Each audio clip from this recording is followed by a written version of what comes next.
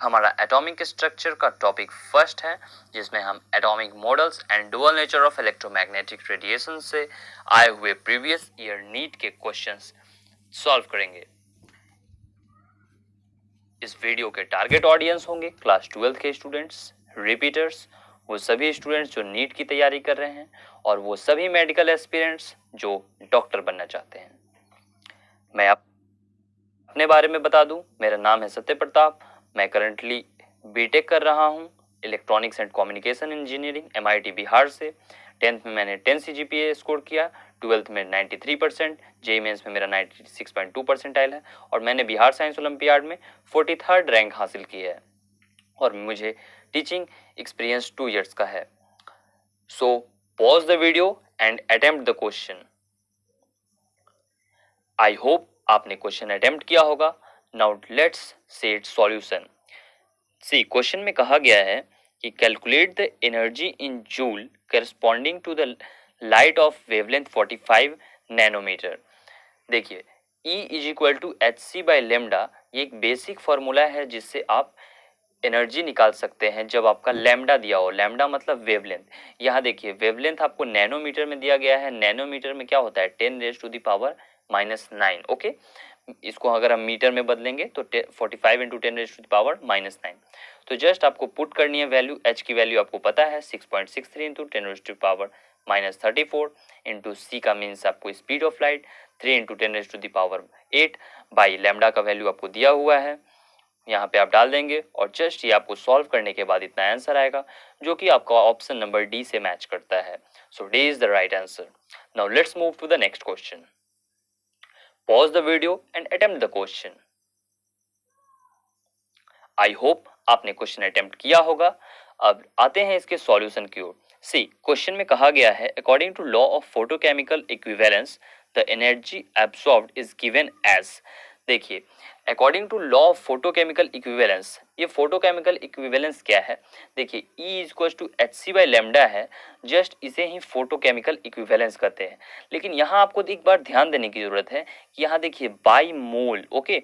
इन अर्ग्स, अर्ग्स तो आपका क्या चीज का यूनिट होता है? अर्ग्स आपका एनर्जी का यूनिट होता है और यहाँ मोल मीन्स एवोगैड्रो नंबर बाई में है, यानी कि आपको एवोगैड्रो नंबर क्या करना होगा? मल्टीप्लाई करना होगा, क्योंकि एवोगैड्रो नंबर Na का आपका यूनिट क्या होता है?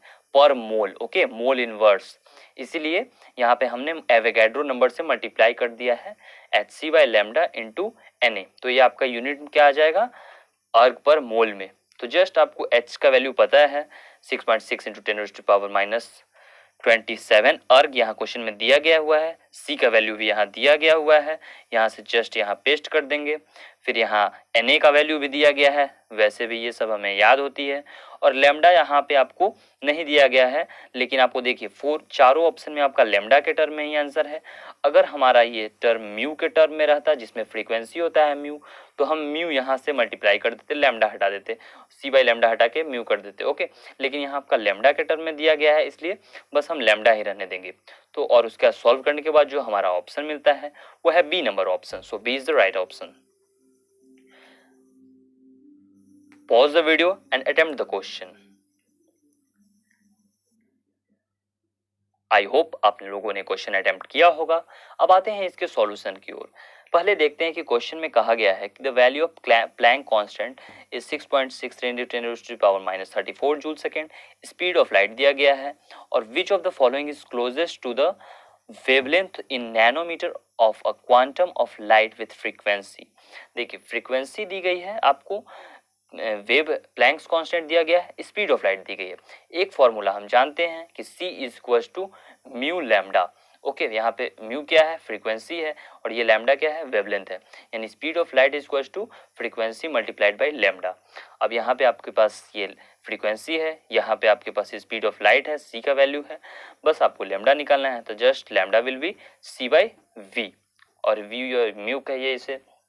Just put the value and get the answer. It is 50 nanometer, which is approximately equals to which is B number is the right option. So let's move to the next question.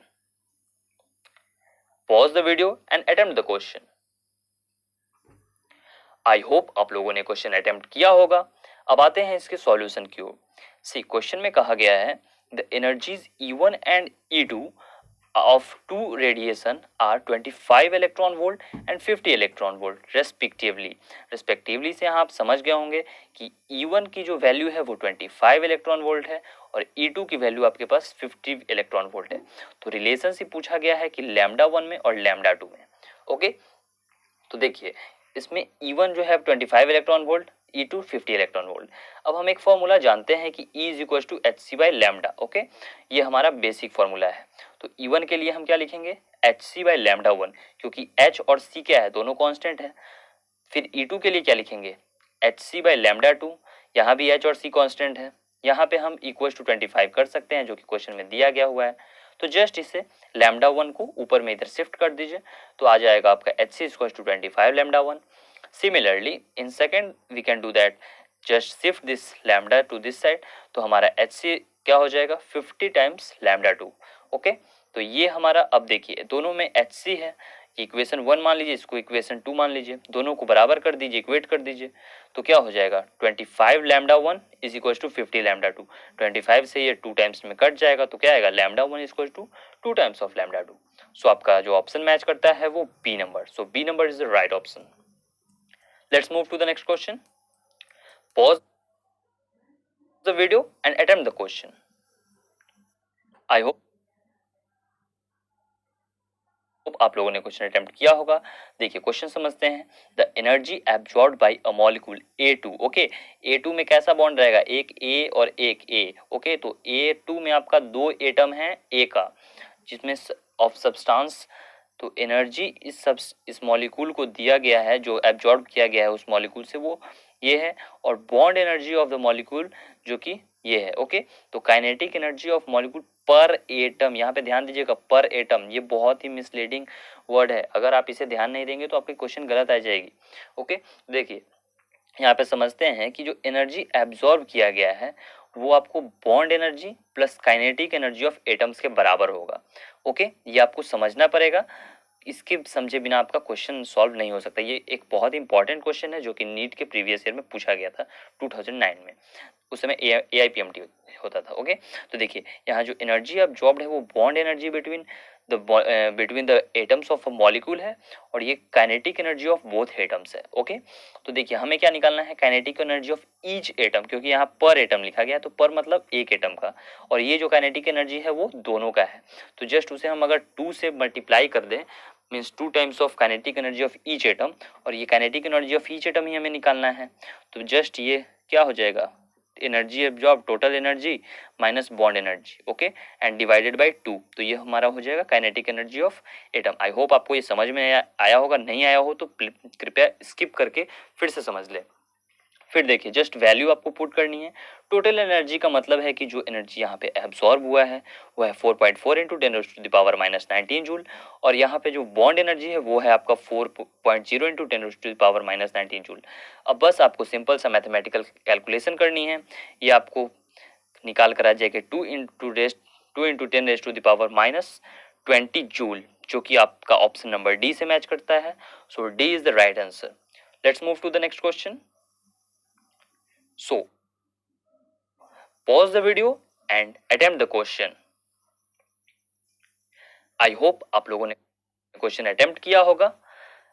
अब देखते हैं question का solution. The value of Planck constant is 6.63 to 10⁻⁻34 joule second, सबको पता है। The velocity of light is 3.0 into 10⁻8 millimeter per second, ये भी पता है। Which value is closest wavelength in nanometer of a quantum light of frequency. ये ऐसा question हमने पहले भी सॉल्व किया है। देखिए इसमें जो बेसिक फॉर्मूला यूज हो रहा है वो है C is equal to nu lambda. Okay, C है आपका स्पीड ऑफ लाइट, न्यू है आपका फ्रीक्वेंसी ऑफ लाइट, और लैम्डा है आपका वेवलेंथ ऑफ लाइट। अब देखिए क्वेश्चन में आपको वेलोसिटी ऑफ लाइट दिया गया है, न्यू भी दिया गया है, फ्रीक्वेंसी, बस आपको निकालना है वेवलेंथ। ओके, इन नैनोमीटर्स, नैनोमीटर मीन्स 10⁻⁻⁹। ओके, 10⁻⁻⁹, यहाँ पे आप गड़बड़ कर सकते हैं, इसलिए ये नैनोमीटर्स में ध्यान दीजिएगा, नैनोमीटर्स। ओके, तो देखिए जस्ट वैल्यू क्वेश्चन फॉर्मूला है, इसमें आपको वैल्यू पुट करनी है। Lambda is equal to C by lambda, C by nu. C का वैल्यू आपको दिया गया हुआ है 3 इंटू 10⁻8 मीटर, अब न्यू का वैल्यू भी आपको पता है 8 इंटू 10⁻15। तो देखिए जो आपका लैम्डा का वैल्यू आएगा वो आएगा 3.75 into 10⁻⁻8।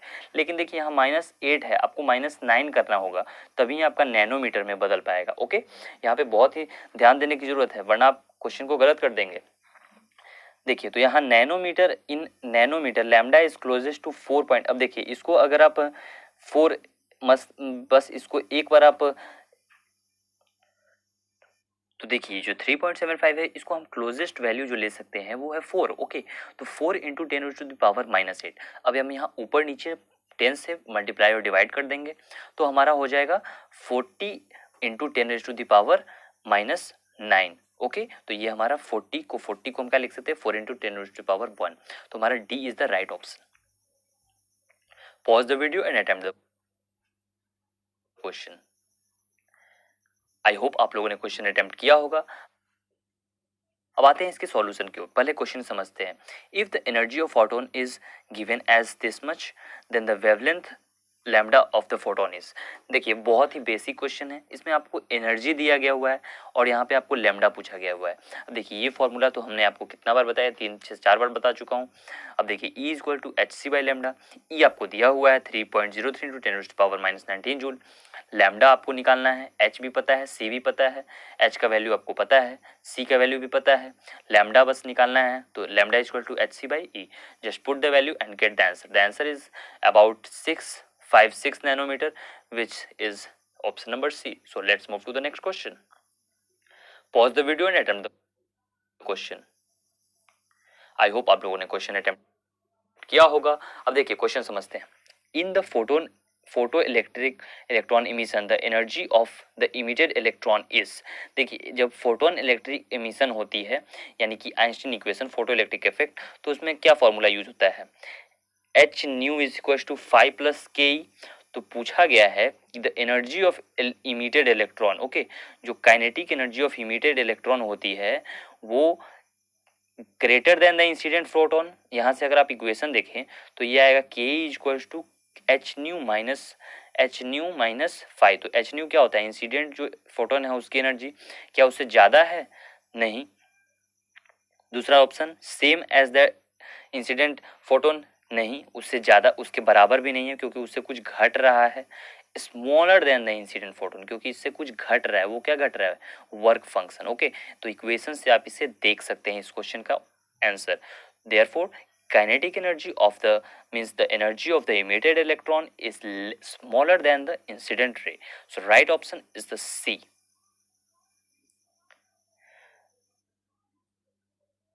Raise a cup up for on my day one.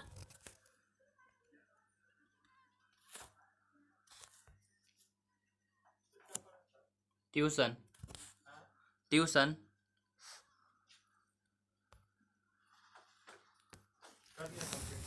बस 2 मिनट बाद।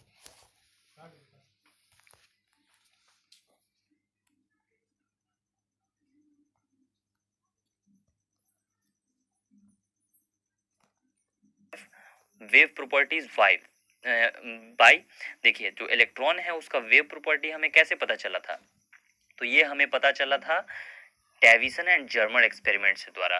देखिए Davisson wave nature of electron was shown by Davison and Germer. They proved wave nature of electron by showing that a beam of electron could ray. Pause the video and attempt the question. I hope आप लोगों ने question attempt किया होगा। So now let's move to its solution.